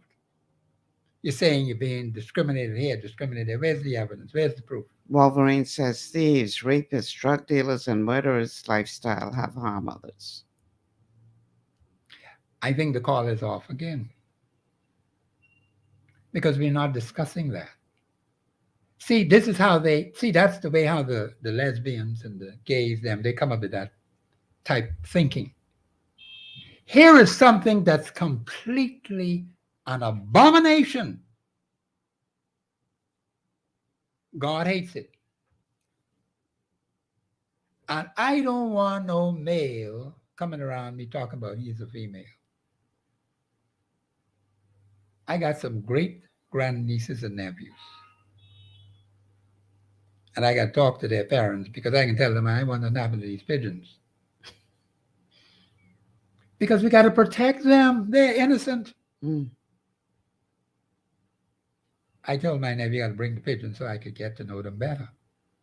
Because they could be easily misled and deceived. The little child is so smart, and when she first saw me, she came to me, asked me all kinds of questions. Just very talkative. And that's nice. I have no problem with that. But we have to protect the children. If the parents are not, they're not like my mother and father. That is what I miss in parenting today. The quality of parenting has dropped considerably in this country. Like you say, they're growing up like wild flowers and things like that. But when mommy and daddy put something before you, say, this is what you eat, that's what you can eat, and that's it. And I could never tell my mother and father anything what an elder person said, because they wasn't checking for me, even as young as I am today. They wouldn't hear you. But now the children just jump up and say all kinds of things to the mother and the father. And they think it's cute. I was no buddy-buddy with mommy and daddy. I was no buddy-buddy with my elders. I was no buddy-buddy with my teachers and older people in the community. That was a no-no. You sit your butt down and listen and follow instructions. I can read one more and then we got to go to a break. This one is from Wolverine again. Wolverine says, I'm staying out of others' home and bedroom. There are real monsters at threats to our children and country's future. Let me just see if I understood what you're saying. Say that again. I want to make I'm sure. staying out of others' home and bedroom. There are real monsters and threats to our children and country's future. She mean those people in the bedroom, right? Is that what she's saying? No, I think what Wolverine is saying is that we got some real issues in our society that are threatening the livelihood of our children and country, and he's staying out of the people home and bedroom. But the real issue is the people who bring in this crap here. Well, let me just say this. That's in the real response issue, to Ms. Wolverine. And I said this on the show before. Listen, what you do in your home and your bedroom, that's your personal But business. they're bringing it out here. That's the point. That's the when point. you That's the problem. decide to make So we it can't a ignore it. national issue, Okay. you can't say on the one hand, this is my personal bedroom business, and then on the other hand, you decide to make it a national issue and then tell me I can't discuss it because that's your personal business. Exactly. You can't have your cake and eat it too. Exactly. That's the bottom line. No, that's fine. I agree with that. And if that's what the text is saying, if I misunderstood, I apologize. But the thing is that is the issue. They're the ones who have in this meeting, I think, Wednesday. Wednesday, I think it is. They're the ones who are creating the problem. We never had this problem before. So right now we got something totally different. Then you're going to have criminal activities going on and getting to our little darlings, our little children, and perverting their minds. And I haven't heard the government make any clear statement yet. Still got the embassy flying the flag. That's not a nation. Well, technically it is. From where? Technically, the embassy of a foreign country, technically that is their territory. That's their country, even though it may be sitting within the borders of your country. Do you see them do that in every other country where they have an embassy? Well, I think the only place where they may not have done it is where the people of that country and the laws of that country are less tolerant. Okay. But they're not tolerant. But they have done it in other countries because, according to international law, that's not the Bahamas. The U.S. Embassy is not the Bahamas. That's the United States of America, a little piece of the United States of America sitting within the territory of the Bahamas. That's international law. Yeah, I've heard that. But international law is not what we govern in the country. We have to govern. We have to be governed by it. We have to govern by our Constitution. International law cannot supersede the Constitution. Do you know that? If they have something that's contrary to the Constitution. See, this is a mistake we are making all the time. We're telling me what international laws say. What some people write, which we had nothing to do with. So where did it come from? Some people sitting around one table decide they're going to send this out, and then all of a sudden it's international law. And it's ultra vires the Constitution of the Commonwealth of the Bahamas. And the Constitution says any other law which is inconsistent with this Constitution. Even international law.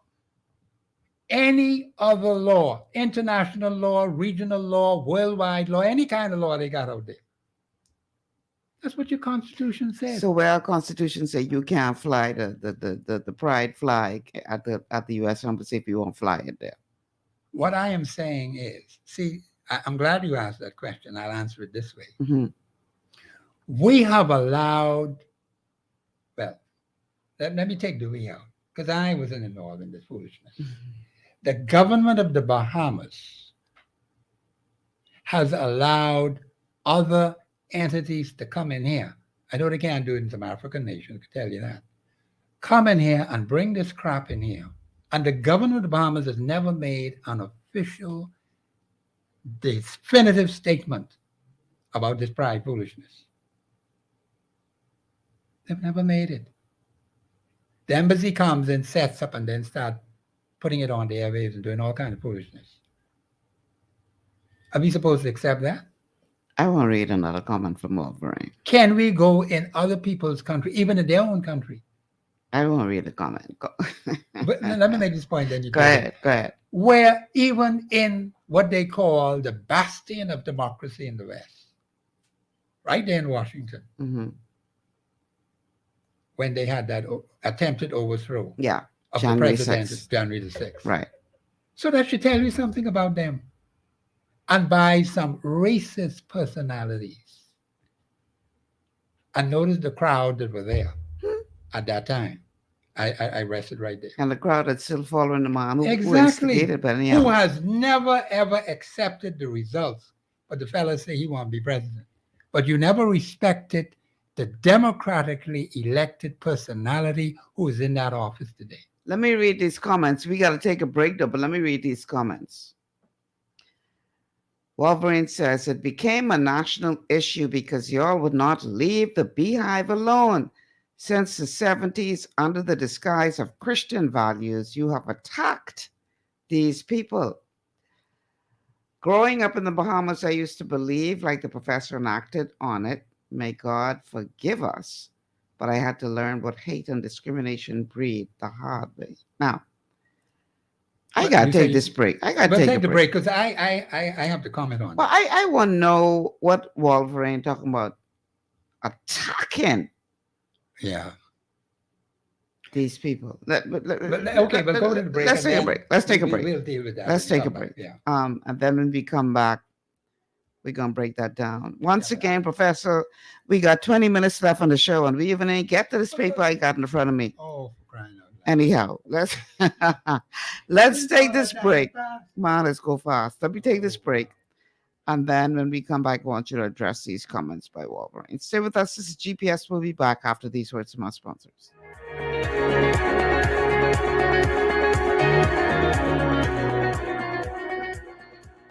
Global Paradigm Shift will return after Your this. body's immune system is under constant pressure from things like stress, lack of exercise, and toxins in the environment. It's crucial to be proactive and support your immune system with the nutrients it needs to function effectively. but it's often hard to get these nutrients from food alone. Introducing fast-acting Zinc Plus Immune Support by Longevity. Unlike zinc-only supplements, Zinc Plus Immune Support builds on the proven power of zinc and adds complementary nutrients to give your immune system extra support. Vitamin D helps balance the effects of zinc, while our proprietary blend of natural fruit and root extracts provides the extra help your immune system needs to work against daily stressors.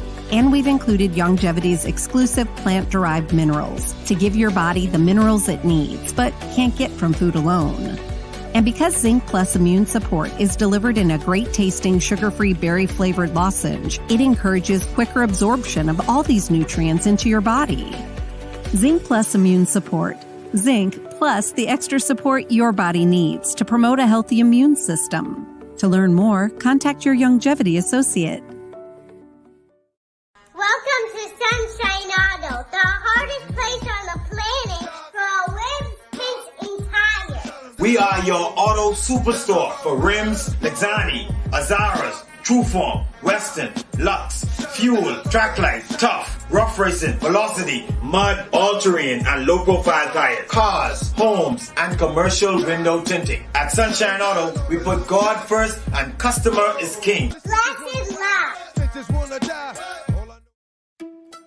It's gotten harder and harder to get your daily requirement of vital nutrients from food alone. Without additional vitamin and nutrient support, your health and well-being can suffer drastically. That's why Z-Radical was specifically formulated. It combines a blend of antioxidant-rich vitamins, minerals, and botanicals with the protective powers of fucoidan to help fill the gaps from lack of nutrients in your foods. The core of Z-Radical is fucoidan, a naturally occurring polysaccharide that helps stimulate immune reaction, protecting you against inflammation and oxidative stress. We harvest this powerful mineral-rich nutrient from brown seaweed, harvested only from the world's most pristine ocean waters to ensure the purest quality. It's then extracted using cold process technology to ensure maximum levels of bioavailability. Then we add essential vitamins that help to protect your cardiovascular and nervous systems and are crucial for optimal immune and neurological function. Z-Radical also includes a proprietary blend of delicious antioxidant-rich fruits and berries. This great-tasting combination helps your body combat free radical imbalances that can contribute to a variety of degenerative conditions like arthritis and heart disease. Z-Radical. Experience the power of fucoidan with antioxidant-rich berries, 8 essential vitamins, and more to provide you with potent health benefits. To learn more, contact your Longevity associate.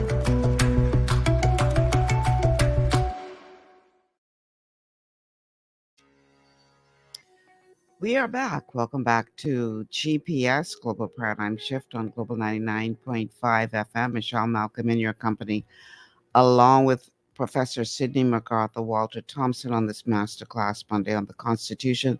The telephone numbers to call are 3260271, 3260271, 3260272, 3260272, and the WhatsApp line for messages and calls is 242-801-0271, 801-0271. Now let me put those comments again by Wolverine up on the screen. This is coming in by way of Facebook. Wolverine says it became a national issue because y'all would not leave the beehive alone. Since the 1970s, under the disguise of Christian values, y'all have attacked these people. He continues, growing up in the Bahamas, I used to believe like the professor and acted on it. May God forgive us, but I had to learn what hate and discrimination breed the hard way. And he's also added a comment that says, Boom, Bye, Bye, and a Batty Boy Head was the anthem I grew up with. Okay, Wolverine. First and foremost, and I can let Professor jump in right now. The song that you just referenced is a Jamaican song. That's the first beginning. So if you decide to go take a Jamaican song and make that a part of your narrative and culture, you are dropping somebody else's culture. That's correct. In Jamaica, they did have an issue and still do. They still do. Where yes. people in of the LGBTQIA plus community have been literally attacked. Here in the Bahamas, though, we have not had that same kind of situation. And, I'm not saying that there was no discrimination at all. But when you're talking about attacking people, I got some challenges with that language. Because if we look at, okay, there was a, I call no name, but there was a case recently of a young man that was brutally murdered. Yes. And it was alleged after the fact that this young man was brutally murdered by his gay lover. I ain't call no name. But that's gay on gay violence. That ain't a member of the general public going out to brutally murder that young man. And oftentimes in this country, and I'm not saying discrimination does not exist, oftentimes in this country, when you see those kinds of acts, it's usually persons within that community who are attacking persons within that community. Crimes of passion or whatever you want to call it. Now, when you want to talk about attacking, let's have a conversation about how women and children are under attack in this country. Yes. Where they have said that there is a marked increase in rape in this country. That's attacking. So I got some challenges, you got to be careful with the wording you use and understanding the culture that you're a part of. If you decide to adopt Jamaican culture and die in the Bahamas, go ahead, Professor. Let me hear what you got to say. Yeah, I listened carefully to the comment that she said. And the thing is that we have to look at things objectively. We're not going to solve anything if we don't utilize the Constitution, which is our supreme law. We're going to always have a skewed view of issues. Because when you're talking about one issue, you can find someone else say, what about this? What about that? They get all mixed up. I don't know of any situation where I've heard talk about reported discrimination. I'm not saying it doesn't exist. It may exist. I'm not. It may exist, yes. But then the thing is that these people have brought their lifestyle out in the open. Nobody asked anything for them. Nobody went inquiring, as I know, about the way they live and what they want to do. They want to get national recognition for their wickedness. The government of the Bahamas has a responsibility to govern according to the Constitution. Our Constitution deals with Christian values. We're a nation under the supremacy of God. That's how we were founded. Are we going to leave God out of the picture of our national interests? Because, see, the leaders don't mention anything about God and the Word of God. In their dealings, in their doings, watch what they say, watch what they do. There's no mention about God or the Word of God in anything that they say, in anything that they do. We have to face the harsh reality. The point is, we have to find responsible, reliable people. You got the tax on the women, you got a tax on the children, the girls, but you also got a tax on the men. We got 75 murders, I think, has been reported so far this year. And these are males killing other males, the majority of them. You've had some women killed too. So we got some very serious social problems. And this has been building up over the years. Mm-hmm. Just about every year we got over 100 murders. Why? For a country this size, less than 500,000 people. And some big nations with millions of people in it don't have that kind of murder rate. So what happened to us? How we get like that? Why are we so afraid of those persons who we send to the House of Assembly, who sit in the Parliament to run our national affairs? What's the fear for? You send them there, you gave them the power, you gave them the authority. And when something goes wrong, you don't want to deal with it. You just say you suck it up. But we are suffering. We are dying. We don't know who the next victim will be.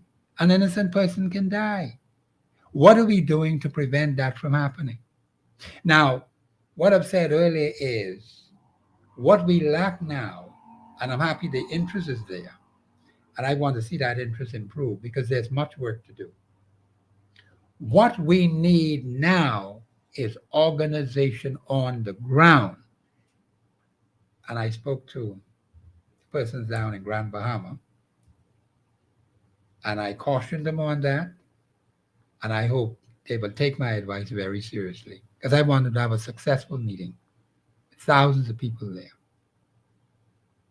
Because we have to do something to save our country.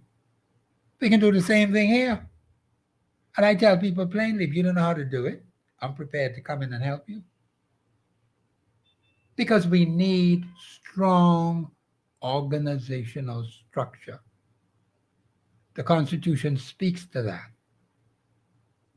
But we're not doing anything about it. We're grumbling and complaining, grumbling and complaining. We have to get up off our butt and start to do something. If you're not sure, you ask. The book says, ask and you will receive. Seek and you will find. Knock and it shall be opened unto you. So I can do the three of them. But you have to do it too. You have to get to know the people who live in your community. Now, don't get personal with them. And I think the problem gets to be difficult when people get into the personal affairs of other people. I've gotten to know many, many people in this country. I never get personal with them. Husbands and wives I've known for years, many, many years. Didn't know they were husband and wives until somehow someone says it or they say it. I say, you ain't telling me nothing, so how are you supposed to know? But I don't get into those things. Very friendly with all of them, husband and wife, for years. I never had a problem with it. So you can do the same thing. Now, you will find that a lot of people, when they get to trust you, they begin to confide in you. And so you hear a lot of things that you can't even talk about. So I got to pray and ask God to help me to forget it. But you have to have a listening ear because people do have issues. But now we need to organize ourselves to deal with these issues. We're going to have to put pressure on those who have been given the responsibility to run our constituency affairs and our national affairs. We're not putting enough pressure there. And it may very well be, as I said earlier, you got to defy them, particularly when they're doing foolishness. You tell them now, stop this nonsense. And point it out to them and give them corrective measures for them to say, hey, here's how you can deal with it. Because see, when I say something about the governor of the Bahamas that's wrong, I give an alternative. I don't just leave them in the dark. Like some other people have done for more than half a century, misleading the Bahamian people and hiding in the dark. They will probably throw out some taxes and so on, but they're afraid to identify themselves. You don't need to be afraid to identify yourself. There's only one Bahamas. And as long as you're not getting into people's private, personal business, you're dealing with constituency issues, you're dealing with national issues. And that has to come out in the open. People have to discuss these things. All these things that have been signed never, ever came to the people of this country. The government has a responsibility to consult with the Bahamian people. Not because you've been elected, that means you could just do any and everything that you want to do. That's unconstitutional. You're not listening to the Bahamian people. You're not listening to their views. That's why a lot of people get frustrated and upset. And I'm going to tell the Bahamian people right now, yes, I know you get frustrated and upset. I do too. But there's a remedy for them. There are things we can do because we have a constitution that is sound. That constitution will hold up anywhere in this country, in any court, because they have to go by the law. Now, you will have some people who will act contrary to it. Yes. Cause some problems. Yes. We got to get them out of the way and get the right people in there to deal with our national issues. That's what we have to do. So we just can't sit back and keep grumbling day after day after day. And it's like a scorched record now. Because the questions keep coming up. And I heard some talk shows talk about, what are you going to do about it? You never get an answer. Anytime when that question is asked, the callers never give an answer. They all go silent. Or they start talking about the problem again. But then the question is still there. What are you prepared to do about it? Since the demonstrations are not working, and one worked, and we saw what happened with that, and then people get disappointed. Oh, I ain't going out no more. You get bad food from a restaurant or some other place where they sell food, you stop eating. You don't stop. You go to a different place, right? So I'm saying all you have to do on the ground where you live, organize your own leaders. Nothing stopping you from doing it. That's constitutional. I need Bahamians to start doing that. That is a constitutional position that we need to take. Article 24(1). Are we too lazy to get to know our people? Look how black it is out there every night. Nothing has been done about it. We just move around in the dark, knocking into one another. And we never put pressure on the authorities to fix the lights, to fix the roads, all kinds of potholes all over the place. That's contrary to the Constitution. Frustrated by deprivation. No man, woman, or child shall ever have their lives frustrated by deprivation. You're deprived because you don't have good roads to ride on, and you got darkness in the night when the light should be on. See, that's two things right there. Wolverine says, all of these are the same issues we keep jumping from to the next without real solutions. Well, okay, that's true, because we are not prepared to sit down in our communities, get to know our neighbors, get to know the people we live, because you got to work with them. You can't change nothing if you don't work with your community. As disgusting some of the people are where I live, I do my best to get on with them because I need to work with them. I can't handle this by myself. I have to persuade them as best as I can to say, listen, we have some serious issues that affect all of us. We have to organize ourselves to do something about it. And if you don't like these fellows who say they want to do the demonstration, then pick your own leaders. You're smart enough to do that. But you have to make sure when you pick the needle, it has an eye. Don't pick one without an eye now, because you ain't going nowhere. You sound like my Grammy. Yes. But the thing is, we are going to have to do some things, Bahamians, that we've never done before. We're going to have to work. And the longer we take to organize ourselves, the harder it will be, because the enemy is hard pressed on keeping us divided. I've noticed that.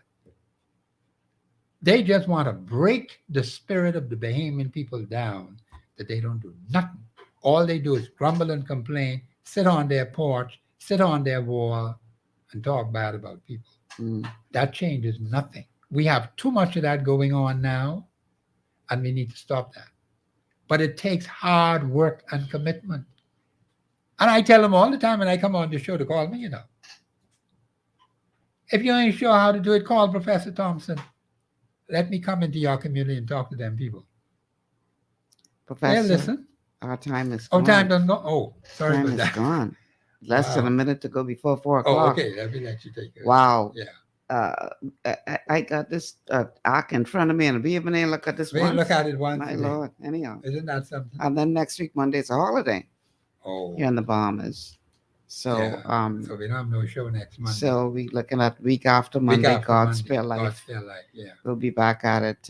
Let's see why I got to stick around till the man come. Yeah, man. Because we got work to do. We need this information to get out. It has to get out to the people. For sure. Professor, thank you so much. Thank you, Ms. Malcolm, as for always, inviting me. for being a part of the show. I really do appreciate you a lot. And by God's grace, I will continue to be here. Once I give my word, I like to keep it. Amen. Amen. All right. Tomorrow, do not miss the show tomorrow.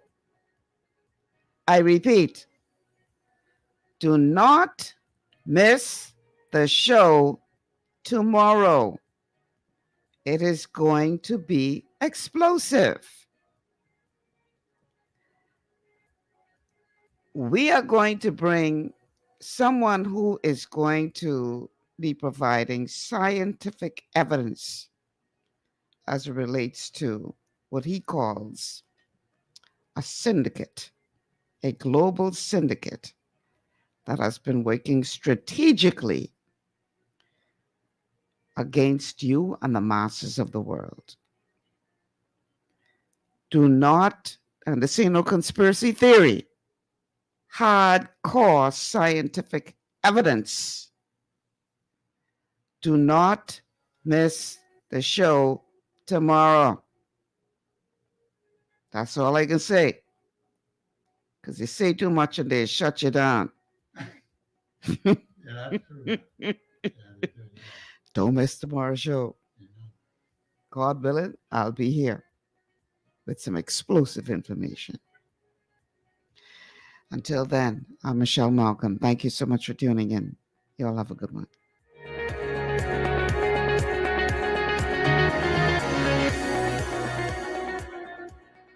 Global 99.5 FM reminds our listeners that the views and opinions expressed on this show are those of the host and guests and not